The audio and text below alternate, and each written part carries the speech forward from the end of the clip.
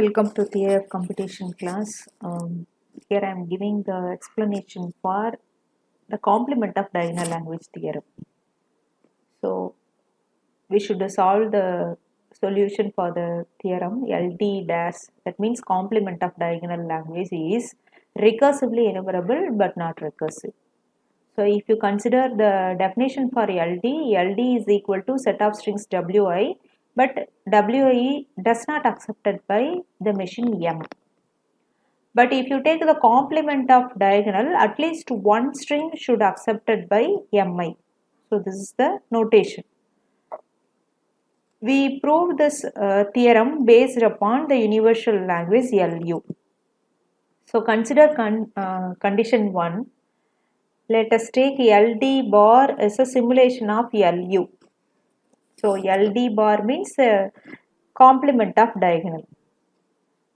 So if you consider the output of the LD bar, either it will accept that string halt with accept or halt with reject. Accept means it will give yes answer. Reject means it will give no answer.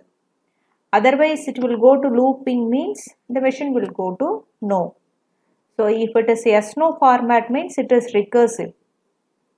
If it is yes with looping format means it is comes under a recursively enumerable type. So it is recursive. Yes with the looping state means recursively enumerable. So here we considered LD bar. It is a simulation of universal language. So we already proved the universal language logic. So universal language is a reprogrammable language, and by using the encoding mechanism only we can able to solve the solution. So LU comes under recursively enumerable. LD bar is a simulation of LU, means it is also a recursively enumerable notation. So we proved the first topic. And if you take the second condition, condition 2, by the property of recursive set. So I already gave the properties of recursive and recursively enumerable language. So if you take the property, if L is recursive, L bar is also recursive. If L is recursive means the machine will give yes or no output. Complement means M dash. So if W is accepted by M means it will go to S state. In complement it will go to no state. If it is rejected by M means it will accepted by S.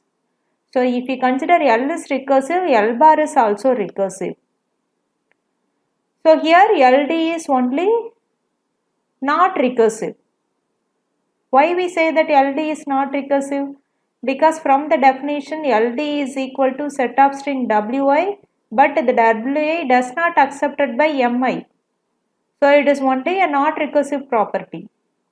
If a language is not recursive, then its complement is also not recursive. So by using the complement property, we can able to prove that LD bar is not recursive. So if you consider the overall diagram, so here it is a overall notation. All are comes under NRE, not recursively enumerable, in which recursively enumerable is available and recursive property is available. So if you consider LU is recursively enumerable, LD is not recursively enumerable, and the complement of L bar is recursively enumerable and not recursive. The other two languages are empty language, non-empty language. So if you consider empty language, empty string means it is denoted as epsilon or null string. Empty language means it contains an empty set. That means that no strings are accepted by machine M. If you consider a Turing machine M, it does not accept any input string W. So if a set is empty, then the language is called as empty language. So LE, empty language, is denoted as M, where L of M contains empty set only. If you consider non-empty language, it is a complement of empty language. So LE and LNE is the complement of LE. So you can write it as LNE is equal to LE bar, which means that at least one input string should be accepted by the language. So we can able to write like that. So depending upon that, LNE comes under recursively enumerable but not recursive. So LNE means not empty language. So which means that from the definition LNE, at least one string should accepted by the machine M. So it will give either S output. If it is not accepted, means it will go to looping state. So how can we solve this problem? Means we go for notations. That means the construction of non-empty language is a simulation of universal language LU. So we have solved this problem based upon the simulation of universal language LU, which has an input string W, and this universal language is in an encoding format.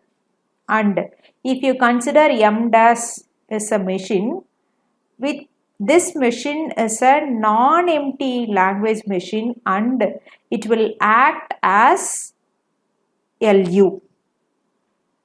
So if LU accept W, then M dash is also accept W. If LU reject W and it will go to looping state, means M dash will also go to looping state with rejecting W symbol. So that is the simulation. So if M accept W, then M goes to halt with accept state. So M dash is also go to halt with accept state. Suppose if M does not accept W, then the output of M dash is depending upon the input value X. So in which situation M dash depends upon X? If W is not accepted by M, then the output of M dash will depend upon the input value X. So the value of X may be a correct string or a wrong string for M dash. If X is a correct string, M dash will go to S state. If X is a wrong string for M dash, then it will go to looping state. So it will not also be predicted. So it is a recursively enumerable notation. So consider case 2. That means we should prove it is not recursive. How can we prove it? If it is recursive, means the output is only yes/no format. But that LNE, that means M dash, non-empty language M dash is a simulation of LU. So we already proved that LU comes under recursively enumerable. So LU is a simulation of other languages. So the output depends upon only that format. So it's surely not recursive category. So if you consider LNE is a simulation of LU, then this output is also depending upon this one. So it is also not recursive category. That means we cannot predict for the wrong output, it will go to no state. So it will be only available with the looping conditions.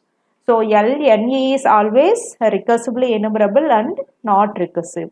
So consider the overall diagram of a different type of languages. So it is NRE, in which recursively enumerable languages are available. Some recursive notations are available. So LU is come under recursively enumerable. Complement is also comes under this category, and complement of LU, diagonal language, empty languages are comes under recursively, not recursively enumerable, and non-empty languages is comes under recursively enumerable. So based upon the definitions of LU, LD, LE, these notations are available within this category. So if you consider all these 6 languages, these all 6 languages are not recursive. But LU, LD bar, LNE are recursively enumerable, and the complement of LU, diagonal language, empty languages are come under not recursively enumerable. So in an university exam, the theorem may be asked. So depending upon that situation of RE or NRE, we can able to give a solution for these problems. Thank you.